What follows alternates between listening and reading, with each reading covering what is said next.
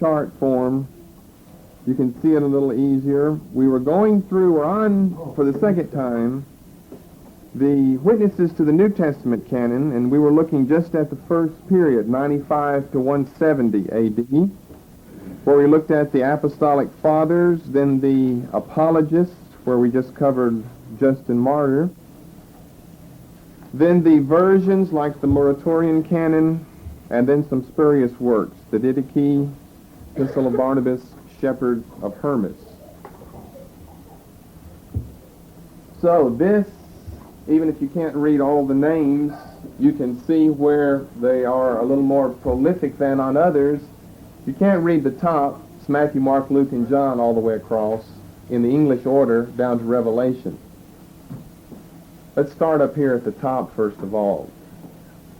Now these are just abbreviations for the names of either the writer or the spurious work or just the version, where you're going to find included in them some reference to New Testament books. And you see Matthew is referred to. Matthew, in other words, has more historical witness behind it during this early period up through, we've gone from 95 up through 170, toward the end of the 2nd century A.D., than any other New Testament book. Clement, Ignatius, all the way down to the Didache and some other spurious works. You can come up and see it later if you can't read all of the small witnesses. But anyway, you can see which ones don't have that many. Mark, we've got Papias, Justin Martyr, the Peshitta, the Old Latin version. Surprisingly, Mark only has 4 witnesses to it up through the 1st century and a half after it was written. Surprisingly, I say, because as far as we know, it was the earliest gospel written, as far as the 4 canonical ones. And you'd think the earlier it was written, the more time it would have for witnesses to pile up in its favor. But just the contrary is true. Matthew and then John take that. Not that many witnesses. A lot for Ephesians. Now these are just the witnesses we gave you by name. Some places we gave you a writer and said he refers to a lot of Paul's material, and we didn't list them by name. So this is just the names that we've listed. A lot of references of witnesses to Ephesians. You see not that many to Philippians or 1 Thessalonians. 4 for each of those. Even fewer down to 2 Timothy. What's that? The Peshitta, the Old Latin, and the, what's the last one? Muratorian canon? Can't see that far over there. James, Clement, Peshitta, the Shepherd, not that many. Down to the very bottom, you've got 2 John, 3 John, and Jude, only with the Old Latin. There, that's in focus a lot better. The Old Latin and the Muratorian canon, only 2 witnesses. Not surprising, because they're short books and they just didn't gain the circulation that some of the others did. Now, what's the most notable book on the whole thing? Well, 2 Peter. No witnesses at all. Over there on the far left-hand side. Matthew has the most so far, I think around 9 or 10. I didn't count all of them up. John, I think, follows. I think John's tied with Ephesians. It's surprising to see how many references we've got to Revelation, the last book. You've got Papias, Justin Martyr, the Old Latin version, Muratorian canon, and the Shepherd. That's the bottom one, the Shepherd of Hermas. A lot to 1 John, 1 Peter. So that just gives you, rather than have it all scrambled up on your paper, a bird's eye view of where we've got witnesses and where we don't. You can just count them up the numbers and find out where you've got witnesses and where you don't. But down to 170, most important point, thus far anyway, is no references at all to the 2nd Epistle of Peter. And it's not like we're going to find one in 171 either. We're still going to go another 100 years looking for a witness to 2 Peter, which will be our subject tonight. Okay, you can either copy that down, do your own, come up and see it later, and or put the witnesses that we're going to be looking at tonight under that and just find out which book has more witnesses in these first 4 centuries of the church than any of the other ones. So we come to the second period then. First period was 95 to 170. The second period is from AD 170 through 303. Now we use the date 170 because we are really beginning a new generation when we start with the witness of Irenaeus, because he comes 20 years after the last reliable Orthodox witness that we've given you before, which was Justin Martyr back in 150 A.D. We told you earlier we'd tell you why we're choosing the dates. 95 for the first period we chose because this is the end of the original apostolic era. Then it went to 170, so the second period we're picking up with 170. We said we'd give you a characteristic phrase of each period. The first phrase, 95 to 170, we said was characterized by the books being circulated, copied, and collected together. So for the second period, AD 170 to AD 303, the books are continually being separated from all non-canonical books, those considered by the one doing the separation to be non-canonical. So the biblical books are being separated from all other works. Not just the spurious works, all other works, like 1 Clement. The first period, they didn't really have this problem. The first period was more or less a simplistic, naive period where you did not have the widespread tendency toward heresy that we find beginning, in the last quarter of the 2nd century A.D. You've had heretics before. We've mentioned a couple of them earlier, the most notable one being Marcion in 140 A.D., and it was Marcion that gave us our first list, our first New Testament canon of any of the authors. He was a notable heretic, but heresy's not as widespread as we see towards the end of the second quarter, or the last quarter of the 2nd century, all through the 3rd century and up into the beginning of the 4th century. So with the heresies, obviously, you need a period of the biblical books being separated from all others. Okay, for witnesses under this, we begin with, again, we'll call them church fathers, early Christian writers. They're not part of the sub-apostolic fathers like Clement, Ignatius, Polycarp, and Papias, the four that we dealt with last time. These are distinguished from those in that those, for the most part, were eyewitnesses of some of the things that were taking place during at least the life of the Apostle John.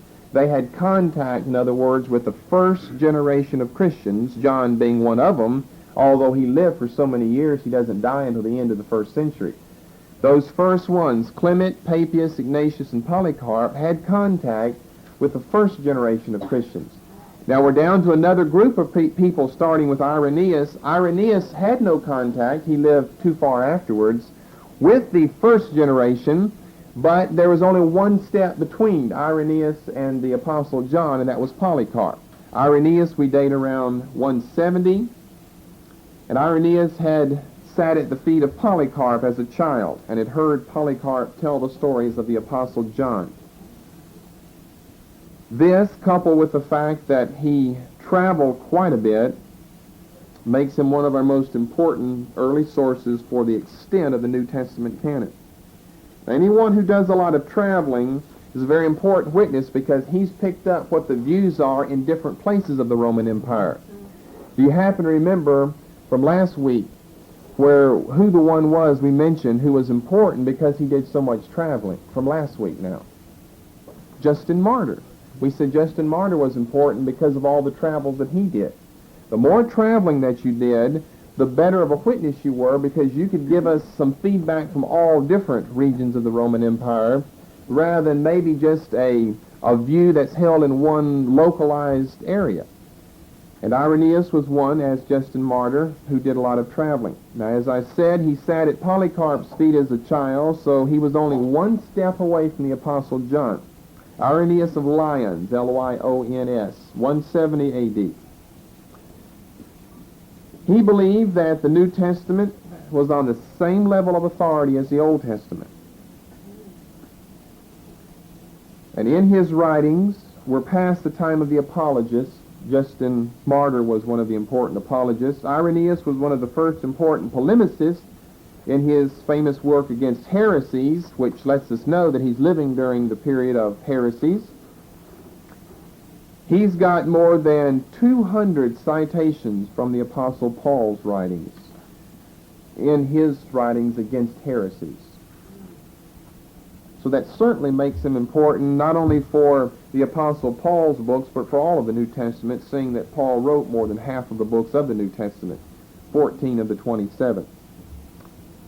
So 200 citations from Paul. Which books did he omit?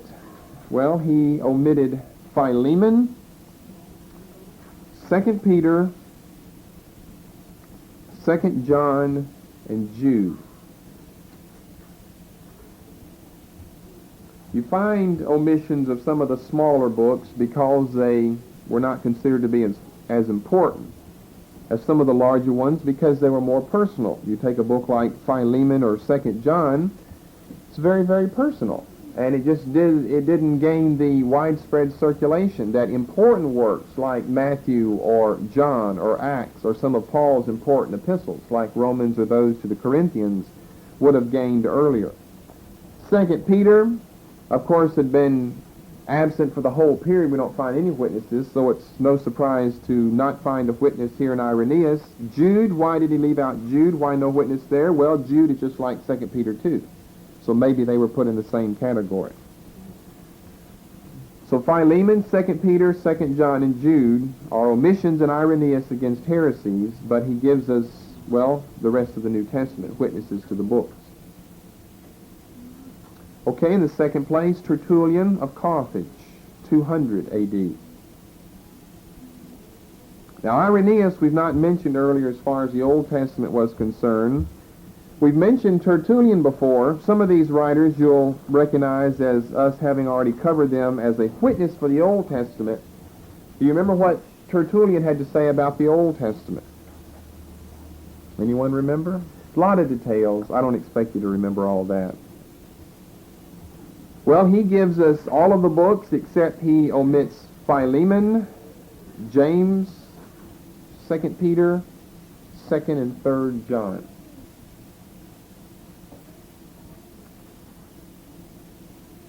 Well, in case you're wondering, I got you out on the limb asking you about Tertullian. Don't you remember he's the one that gave us the interesting analogy between the 24 books and what? The 4 and 20 elders. Remember, we're talking about Old Testament canon now, 24 books, and the 24 wings of the 4 living creatures, 6 wings apiece. So see, we've mentioned him before. That was his view about the Old Testament. Now, the New Testament, he omits Philemon, James, 2 Peter, 2 and 3 John. Origen, what was Origen's view of the Old Testament? Okay, the same as Josephus. He said that there were 22 books, but what was the problem? He said that there were 22. He only listed 21. Which one did he leave out? Minor prophets. Remember, he was the one who left out all what we would call the whole 12, all 12 of the minor prophets.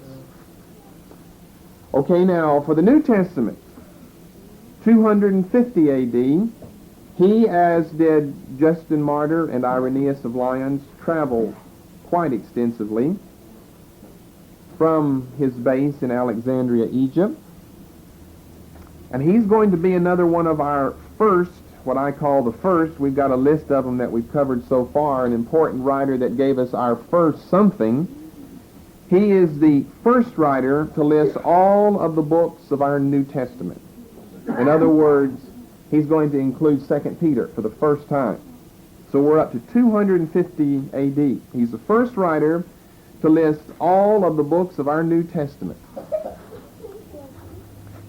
Now, do you remember any of the other firsts that we covered before? We gave you different firsts, not in a list, but just in, I think, last week's teaching, last week's message, where a certain author was the first to do something. Who was the first? I'll ask you the question. Who was the first to quote the New Testament as being Scripture on the same level as the Old Testament? Basilides. He was the Alexandrian Gnostic heretic. He was an unorthodox writer, the first to quote the New Testament. I'm giving you these first just from memory because they're important to remember on who, after the original apostolic ban, was the first one to quote the New Testament as being thus saith the Lord. In other words, with the same authority as the Old. Well, Basilides was. Who was the first Orthodox writer to? Polycarp. Where did we get our first New Testament canon? Marcion gave us our canon of Luke's gospel that he rearranged. He didn't like all the other gospels. And 10 of Paul's epistles. He didn't like the pastoral epistles. So down to Origen, he's the first one to list all of the books. Marcion just gave us an incomplete heretical canon, one that he had rearranged according to his own liking. But Origen is the first one to give us our complete New Testament canon, but there's a hitch to it. He divided the books up into two different classes. Now, if you've got your glossary of terms that we passed out earlier, you can see where a couple of those big words become important because they come into view with Origen of Alexandria. We gave you a list last year of almost 100 words that you're supposed to be studying over the past year, so you'd be familiar with the words when we came to them. Abecedary, we already covered that last year. Amanuensis, we were just to that a couple of weeks ago. What we need is down on the third page, the top of the page, the homologumena. Origen divided his New Testament canon, or really we could just say his canon because he gives us more books than we have in our New Testament, into two divisions, the homologumena and the antilegomena. Both of these you'll find here. And here you find a definition of it. The first of Origen's two divisions of the New Testament, which contains those books that he felt certain to be inspired. The homologumena. And this is important because although he's our first, and he's an orthodox writer, he has some allegorical principles as far as his interpretation of the Bible is concerned, but he's not a heretic. It's important because he's our first one who gives us a complete list, but yet he doesn't just list all 27 of them, as maybe he would the Old Testament, and say, now these are all to be canonical and to be believed to be divine, but he divides them up into some that are a little more worthy, or at least some that he feels more favorable himself toward, and then another group that he has a few questions about. So the first division is the homologumena, and I'll give you those books in a moment. The first of his division, which contains those books that he was certain to be inspired. Now, its counterpart is back on page 1, the fourth word, the antilegomena. The second of two divisions made by Origen of the New Testament writings, which contain inspired and uninspired books about which he was doubtful of their authority. So that lets you know we're going to have some of our New Testament books in this antilegomena division. Now, all of the books in the homologumena division are in our New Testament. Some in the antilegomena are in our New Testament. Those would be the inspired ones there in your definition. And then some are not, which would be the uninspired ones. Okay, what did he have in his homologumena? He had a list of 21 books. In his antilegomena, he had a list of 10 books. So you can see right away he's got 31 books, which would be more than our New Testament canon. In the homologumena, 21 books, it contained the following. The 4 Gospels, about which he was certain of their authority, as well as those that follow. The book of Acts. How many epistles did Paul write? How many epistles did Paul write? We need to do double teachings around here every night. Or someone needs to do their homework. How many epistles did the Apostle Paul write? You have to look it up in the beginning of your Bible. 14. You didn't know he wrote 14 epistles? 4 Gospels, Acts, 13 epistles of Paul. Which one do you think is missing? Hebrews, of course. That was the one that was always questionable. 4 Gospels, Acts, 13 epistles of Paul, 1 Peter, 1 John, and Revelation. So he's certain about these books, and so are we. We're just certain about more than he's certain about. 4 Gospels, Acts, 13 epistles of Paul, 1 Peter, 1 John, Revelation. Then in the Antilegomena, he's got 6 of our canonical books and 4 extra-canonical books. The former containing Hebrews, 2 Peter, 2nd and 3rd John, Jude, and James. Now, he's not certain about the authority, the inspiration, in other words, of these books. Hebrews, 2 Peter. Now, Hebrews had been a questionable book. 2 Peter had. 2nd and 3rd John and Jude were very short books, so they didn't gain wide circulation like the others. And James really hadn't been questionable before. But it's questionable as far as origin is concerned. And probably because of its Judaistic tendencies. That's the best guess. It's probably more than a guess. It's no doubt right. Because of the Judaism inherently contained in the Epistle of James, it was one that was put on a questionable list. Now he had 4 more books to make up his 31 total, those being the Epistle of Barnabas, the Shepherd of Hermas, the Didache, or the Teaching of the 12 Apostles, and a new book we haven't mentioned before, the Gospel of Hebrews.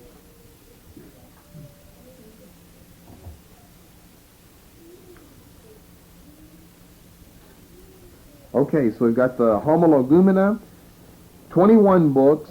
All 21 are correct because they're in our New Testament. Then the Antilegomena, 6 biblical books, Hebrews, 2 Peter, 2nd and 3rd John, Jude, and James. And then 4, 3 of which have come up before, but which are a little strange, Barnabas, the Shepherd, Didache, and then a really unusual one, the Gospel of Hebrews. Now, you can see from the dates, because we've mentioned 2 Peter so much before, we finished last week with the date 170, no witness to 2 Peter. Irenaeus 170, no witness. Tertullian, no witness. 200. Origen, 250 A.D. In other words, 2 centuries after 2 Peter was written, assuming that it was written by the Apostle Peter, which would mean it had to have been written somewhere during the 6th decade of the 1st century. We've gone 2 centuries past that before we find any, whether in an Orthodox or unorthodox writer's books or writings, any witness at all to 2 Peter. It shows up here for the first time. It's not always going to be here. It disappears after this in some other writings, but at least we know, in other words, we know that 2 Peter at least had to have been written by the year 250. Now, maybe not by 249, but it had to have been written in 250, or it couldn't have gotten in Origen's group here, his group of writings. He does put it down in that second section, the Antilegomena, so he wasn't very certain about 2 Peter. We shouldn't blame him if he's going to base his beliefs on the material that he's found in others' writings, because a lot of other people are questioning or at least leaving out 2 Peter, if they even know anything about it, which we don't even have any proof that they did. Okay, that finishes up the 2nd period, because we don't have a lot of important witnesses between Origen 250 and the end of that century, or 303, where we're going to start our new time period.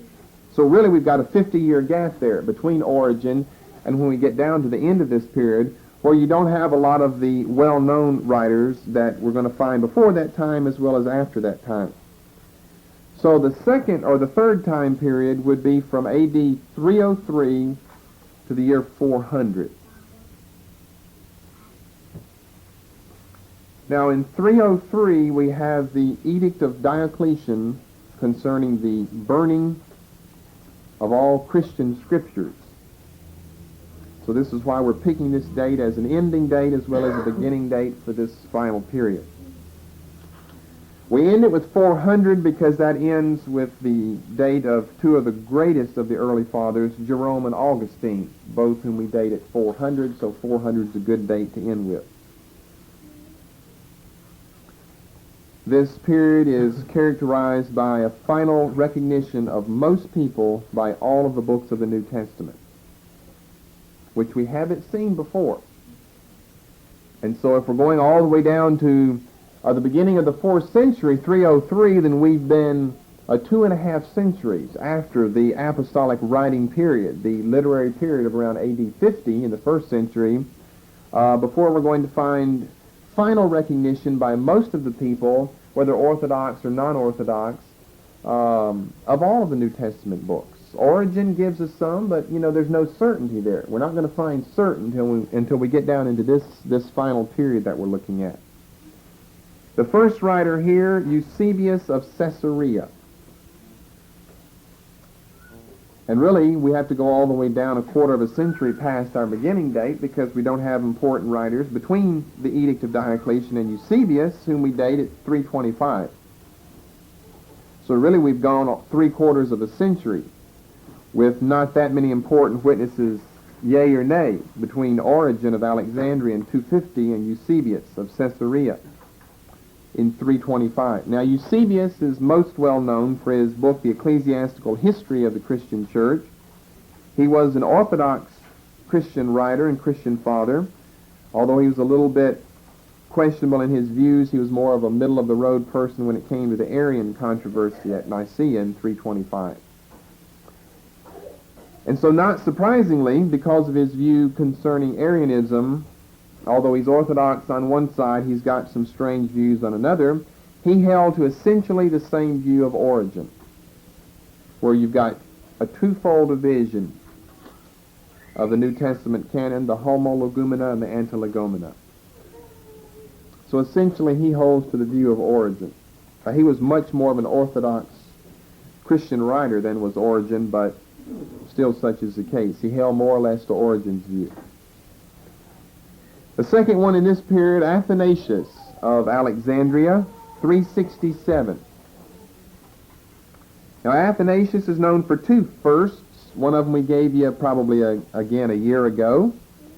Athanasius was the first writer to use the Greek term canon to refer to the New Testament scriptures. Remember, or do you remember? We gave you that about a year ago. And we gave you the date 350 just to round it off. But his date is 367. 350 is easier to remember than 367. So Athanasius was the first to use the word canon, applying it to our New Testament. And more importantly than that, he has the first known list of our 27 books with no additions in what they call his festal letter number 39. Festal.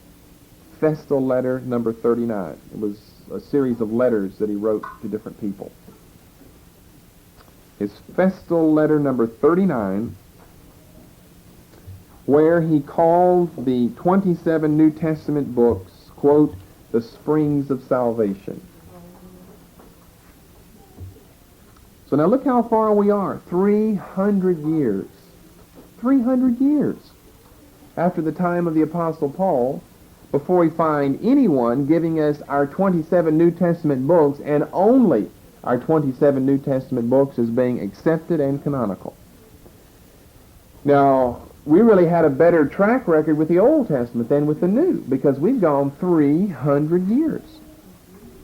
And that's why the liberals, even to this day, don't receive things like Hebrews or Revelation or James or Philemon or 2 Peter or 2 John or 3 John or Jude, because they were questioned for hundreds of years.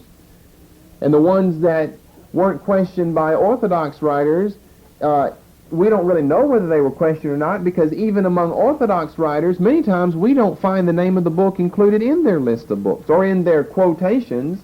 A lot of them don't have lists, we just have quotations, and that's how we know whether they accepted one book or another, but we don't even have any quotations from it. Now, what they need to remember is that the quotations that you gave in your writings were dictated by the subject you were discussing. And maybe the subject you were discussing had nothing to do with those few verses that you find in 2nd or 3rd John or Philemon. So it wouldn't be surprising at all. You see, they're insisting, the liberals to this day, that because we don't have references to books like 2nd and 3rd John and Jude and Philemon, these small books, then we shouldn't have them in our New Testament. But that's really not valid, because they're not giving us a list for the most part, these writers. They're giving us quotations to back up what they're saying. Now, what are you going to use out of Philemon to back up some statements you're making? Not very much. Not very much compared to Romans or to Matthew. The same with 2nd John, 3rd John, Jude. The same with 2 Peter, if you've already got those other questions in your mind about it, or even if you don't. I mean, if you sat down and wrote someone a letter, are you going to give a quotation from every one of the 27 New Testament books? Probably not. Maybe a half a dozen of them. You'd be doing good if you quoted from a half a dozen of them. Letter. Are you going to give a quotation from every one of the 27 New Testament books? Probably not. Maybe a half a dozen of them. You'd be doing good if you quoted from a half a dozen of them. And then what would liberals say? Well, when they studied your biography 200 years from now, well, they didn't believe in the New Testament canon because they didn't quote from it in their letters. Well, it's a little ridiculous. But Athanasius gives us, it is surprising to find that we have to go through 300 years before we come to our first list of the 27 books. A third writer during this period, Jerome of Rome, 400 AD, has all of our books, and Augustine of Hippo, 400 AD,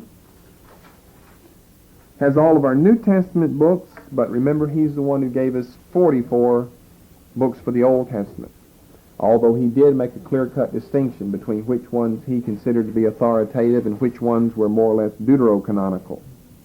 So Jerome, 400, has all of our books.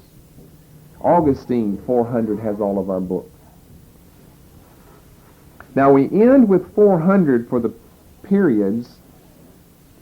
You see, with Athanasius we have all, with Jerome we have all, with Augustine we have all, so now they are fairly accepted throughout the world. That's why we say, as a characteristic phrase of this period, that we have the final recognition of practically all, and with these men, all of our New Testament books by everyone.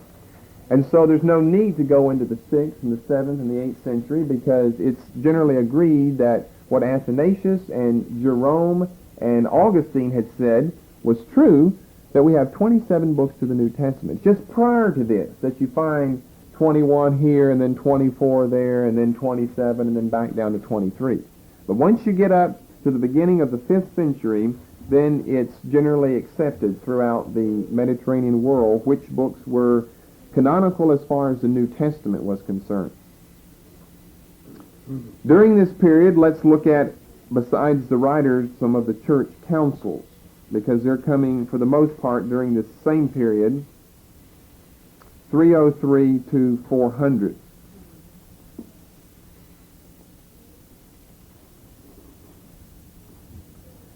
The first most important council, as a matter of fact, in Acts 15, is the Council of Nicaea, convened to discuss the Arian heresy and to ban Arius and his followers from Christianity. 325.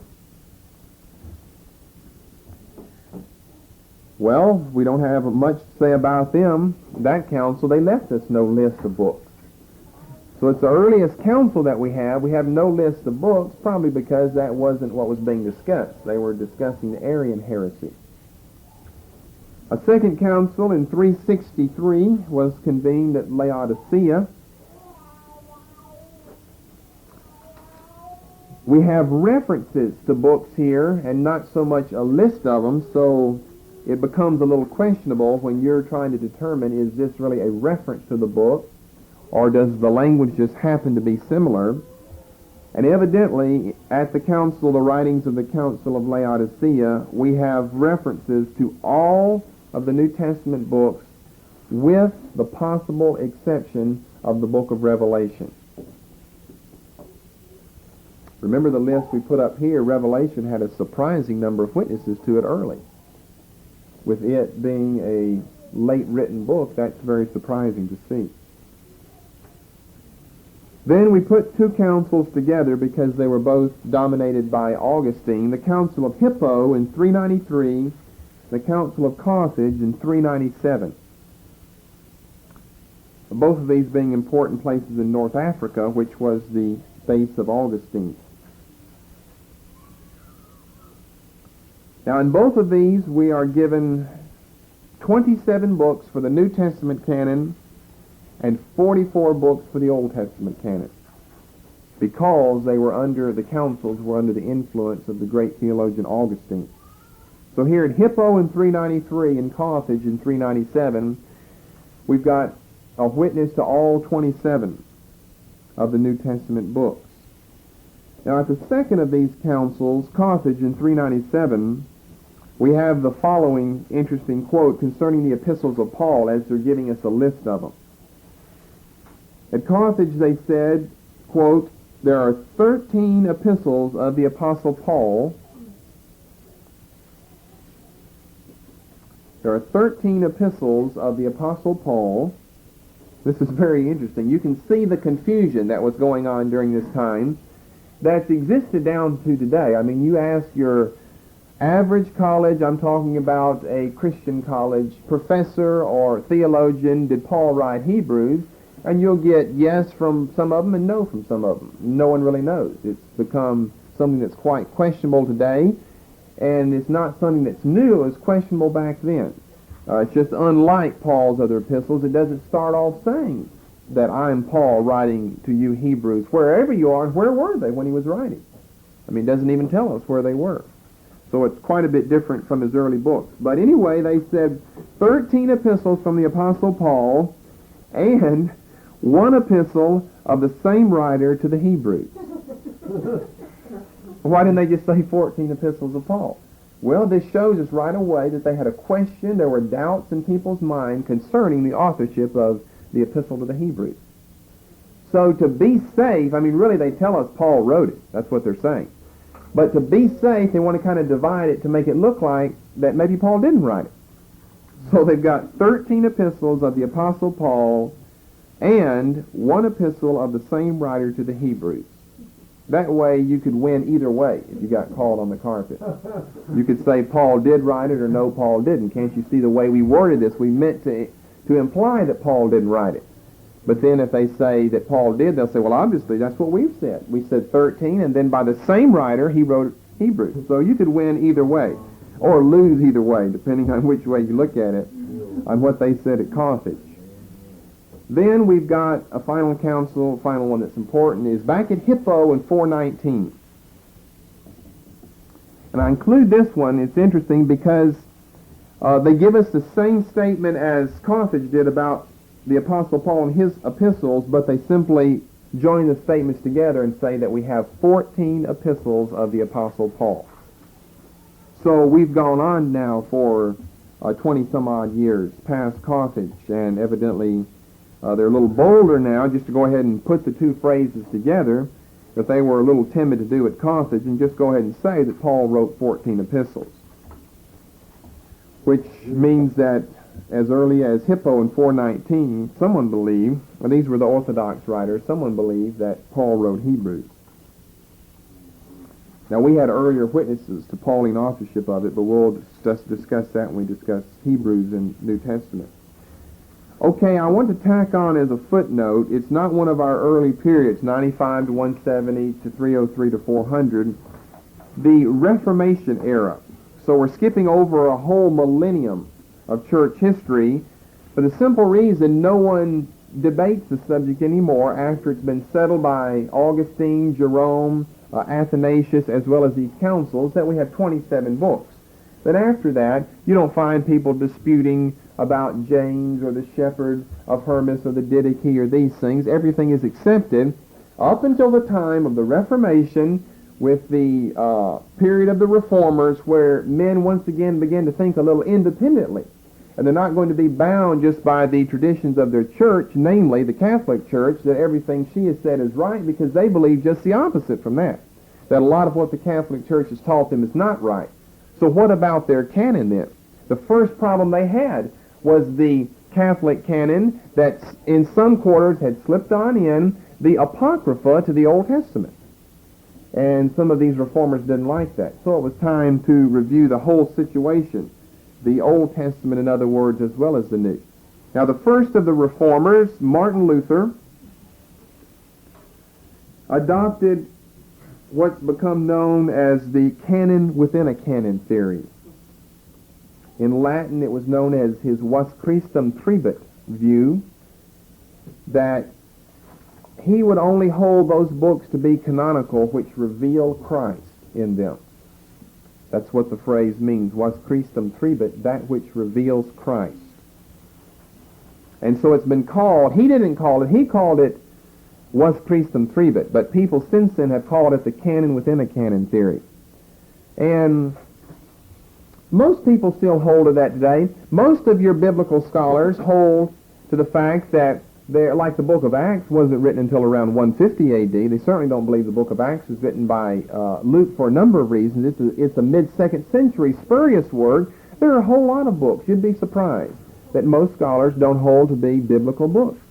Now, as far as the canon within a canon, that means that there's a broad canon, and on the fringe, on the outside, are those books that are maybe good, maybe not, maybe questionable, and within that is the core or the centered group of books, the canon within the canon, which would be the best books, in other words. Now, most Christians hold to that. You know what they would call it? The New Testament's better than the Old. There's a canon within the canon. And the Old Testament books are the fringe ones on the outside. They don't reveal Christ to us.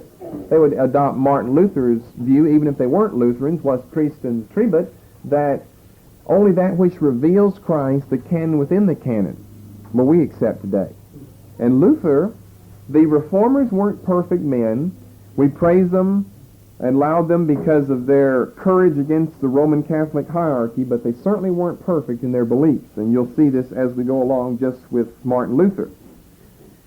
John's Gospel, he put at the very beginning of his New Testament, followed by his first epistle and Paul's epistles, because he felt these to be the germ of the gospel truth. John's Gospel and his first epistle, followed by Paul's epistles, although he leaves one of Paul's out, namely Hebrews.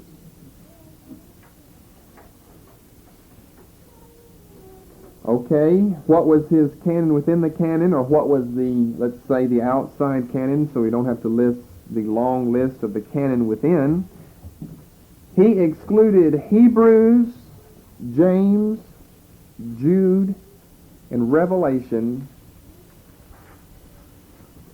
from what he called, quote, the true and capital books, unquote, which would be the canon. Then within the canon would be Hebrews, James, Jude, and Revelation. He excluded these, Hebrews, James, Jude, and Revelation, from the true and capital books, which would be all of the others. Now, he didn't include the Shepherd or anything like this. We're just concerned with our 27 New Testament books. Now, when I say excluded them, doesn't mean he left them out. He put them at the end of his New Testament. He left them in the New Testament. His conscience probably wouldn't let him take them all the way out. But he moved all these at the very end of the New Testament and rearranged it and got some of his favorite books, like John and 1 John, and especially Paul's epistles, back up at the beginning. Now, concerning Hebrews, he questioned Pauline authorship. Remember that apostolicity was an important factor in determining canonicity, and so if you don't believe Paul wrote Hebrews, then who did? And if you can't figure that out, then you're not going to include Hebrews in your canon because it wasn't written by an apostle, as far as you know. So as soon as you've got a problem with Pauline authorship of Hebrews, then you've got a problem with the whole book, until you determine who wrote the book of Hebrews. You've got to be certain that it was written by an apostle. So he leaves Hebrews, puts Hebrews to the end of his New Testament canon because he was questioning Pauline authorship. He put Jude toward the end of his New Testament because he said it was too much like 2 Peter chapter 2, looked like just a copy of 2 Peter 2, and so why duplicate yourself in the New Testament? He put James at the end because he said concerning James, it had no character of the gospel in it. It was an Old Testament Judaistic book. It had no character of the gospel in it.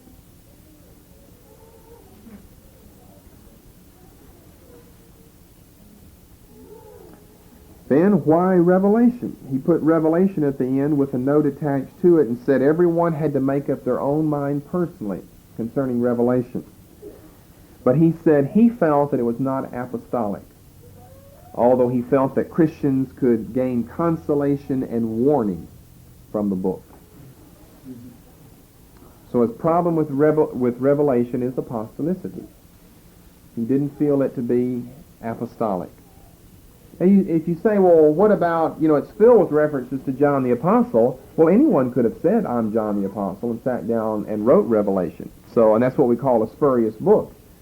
So just because it's got John's name in it doesn't mean that Martin Luther is going to believe that John was the one who wrote it. Quite a bit different from John's other writings. John's that apostle of love, and this is all about judgment and God's wrath against sinners. And so it doesn't sound like John in the spirit or in the letter of what he's saying. So he puts Revelation at the end because he feels it not to be apostolic, yet he says that Christians can gain consolation and warning from the book. And concerning its canonical status, he says everyone has to make up their own mind individually about the book of Revelation. Isn't that true today? Everyone makes up their own mind about Revelation. Yeah. Okay, again, under the Reformers, he's really not so much as a reformer as the others, but we'll list him during this period, Erasmus. He was a Dutch Greek scholar, gave us one of our first printed New Testament editions in the Greek language. Now, he was a humanist, and he was quite opposed to the preaching of Martin Luther, born in Holland. He denied the apostolicity of Hebrews, 2 Peter, and Revelation.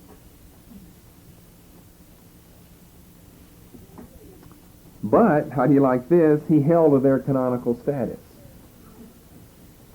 So according to our definitions and discussions we've given you before, this would be a contradictory belief. You couldn't hold to both of these.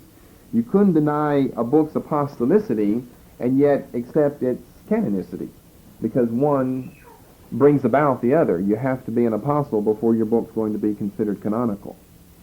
So he denies the apostolicity of Hebrews, 2 Peter, and Revelation, but he held them to be of canonical worth.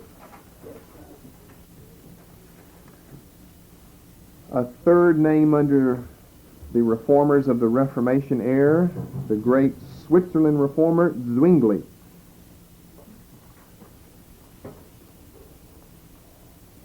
He accepted all of the 27 books with the exception of the book of Revelation, which he rejected as being non-apostolic and non-canonical. Zwingli. The fourth, perhaps the greatest reformer, the French-born John Calvin. In his commentaries, which cover the whole Bible, Old and New Testament, he skips over 2nd and 3rd John and the book of Revelation. In a commentary, you've got a book that you make comments upon. And he skips over 2nd and 3rd John and Revelation. So that doesn't mean that he didn't accept them. It just means we don't know. He made no comment on them. Why he skipped over them, no one knows. He gave us no reference to that. But in his commentaries, he skips over 2nd and 3rd John, Revelation. He received Hebrews. He received 2 Peter. But he did not believe them to have been written by Paul and Peter, respectively.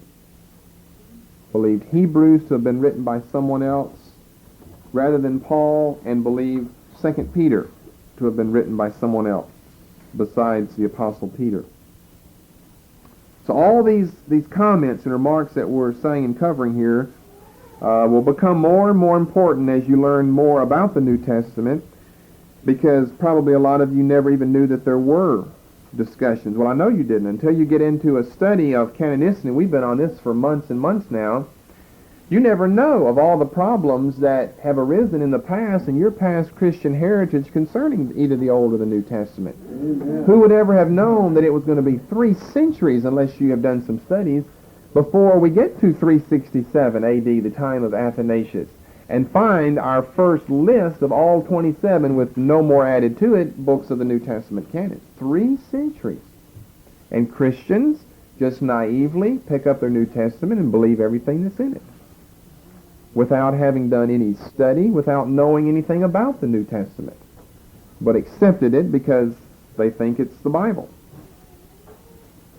Well, then they need to do a little study of their own denomination. I bet the Lutherans don't know that Luther had problems with the Lutherans' New Testament today. I mean, he's their founding father. He didn't claim to be. They claim him as that. And what about some of these other ones? Zwingli, a lot of people, the Reformed churches follow the teaching of Zwingli, but he rejected Revelation. And what about Revelation? And what about all these other things? I mean, after all, 2nd John, 3rd John, just written to a friend of the Apostle John. What worth would that have today? So short, it hardly contains anything worthwhile. Then another thing we want to look at under the Reformation era, besides the Reformers, are the great confessions of the historic denominations between 1530 and 1647, beginning with the Augsburg Confession in 1530 and going to the Westminster Confession of Faith in 1647. And before getting into them, I just can tell you ahead of time, most of them give us no list at all because they're not concerned about establishing any canonical rules. But we'll go through all of them anyway and give you the ones that don't give us the list as opposed to those that do. The Augsburg Confession of 1530 gives us no list. We're talking about witnesses to the New Testament canon. The First Helvetic Confession of 1536 gives us no list. The French Confession of 1559 is the first of the important church confessions which gives us a list, and it gives us all 27 and no more of our New Testament books. The French Confession of 1559. The Scotch Confession of 1 year later gives us no list.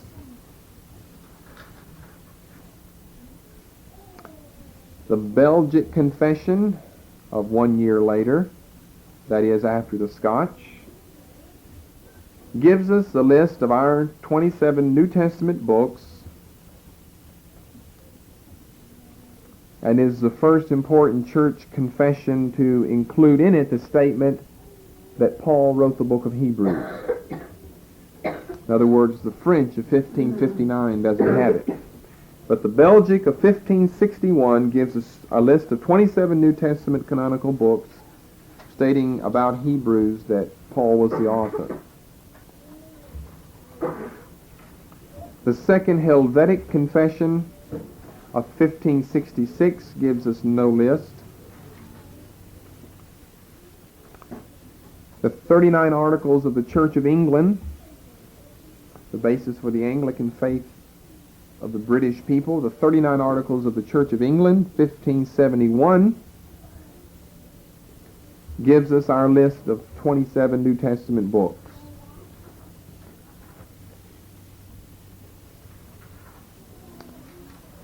We're on number 8, the Formula of Concord, 1576, gives us no list.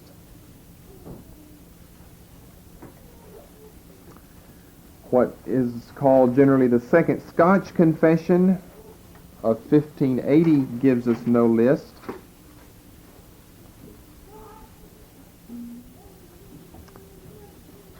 The 10th place, the Synod of Dort, 1619, gives us no list. And then the final one is probably the best one, the Westminster Confession of Faith, 1647, gives us our list of 27 books. So out of the 11, only 4, the French, the Belgic, the 39 Articles of the Church of England, and the Westminster Confession of Faith give us a list of canonical New Testament books. All of them agree, that being 27 books contained in the New Testament. Now, in conclusion, we'll make a few remarks about what's going on in the Catholic world concerning the New Testament canon. Well, the New Testament as well as the Old Testament canon. The Catholics, as we intimated earlier, along with the Protestants, along with the Eastern Orthodox Church, all accept only 27 books for the New Testament canon. The Catholic Church had never felt otherwise and doesn't change its position at this time. However, we do have an important change regarding their policy in view of the Old Testament canon. Cardinal Ximenes, or if you prefer the other pronunciation, which is a little more difficult but really more correct, Cardinal Ximenes, 1437 through 1517, a famous Spanish inquisitor, a friend of Queen Isabella and King Ferdinand of Spain, wrote in his famous Bible called the Polyglot Bible that we'll cover in the future, that there was to be a separation between the apocryphal books and the Old Testament Jewish canonical books. Now, Ximenes, Cardinal Ximenes, was probably the most well-known Catholic theologian of this era. He dies just before Reformation begins with Martin Luther. It's interesting that in his version that he translates, the Polyglot Bible, he separates the Apocrypha from the 24, 22, 39 Old Testament books. Now, before this, there was no official policy in the Catholic Church, which had existed for hundreds of years prior to this. There was no official position as far as in documentary evidence on what the Catholics believed concerning the extent of the Old Testament canon. In practice, they followed what they said was Augustine's view, which gave them a canon within a canon, a broader canon outside of the canon of Jerome, upon whose writings they based their Bible. That's what's always been mysterious about the Catholic belief concerning the Apocrypha. They based their very version of the Bible on Jerome, who did not like the Apocrypha. And yet they claimed to follow Augustine because he had a 44-book canon of the Old Testament. Of course, the Catholics stuck in a few more of their own. But it's interesting to find at this time, Ximenes, Cardinal Ximenes, does not accept the Apocrypha. He dies 1517. The spring of 1546, at the Council of Trent, we have formalized for the first time in Catholic doctrine and dogma the inclusion of the Apocrypha. That is a small portion of the Apocrypha, limited edition of the Apocrypha with the Old Testament canonical Jewish books. Now we mention these things because the Catholics, as well as anyone else who's ever been wrong about something, always will cover up those in their past history who held to the right view, if they're believing another view now. And the Catholics look up to this Cardinal Ximenes, tremendously, as well as to Jerome. And you'll hear a lot about Ximenes as long as you're talking about the Inquisition, or as long as you're talking about his friendship with Isabella, even after Ferdinand had died, or as long as you're talking about the high qualities of the ascetic monastic life, which he certainly led. He was a very, very private man, ate bread and water, and lived in a cave for years and years by himself, only came to the court of the King and Queen of Spain whenever he was summoned. But he knew enough to translate the Bible, and he knew enough to keep the Apocrypha out of the Old Testament, although this does not become the accepted view of the Catholics. And because of what Ximenes had said, as well as the other reformers during this period, that is why the Catholics in their dogma have to put something down officially, which comes at the Council of Trent, concerning the Old Testament canon. They couldn't do anything about the New because they had never themselves even had a question about including the Shepherd or the Didache or the Gospel of Hebrews or something. But concerning the Old, since they had already informally held to a broader canon view of Augustine, they had to put something into writing now, which is what they finally do.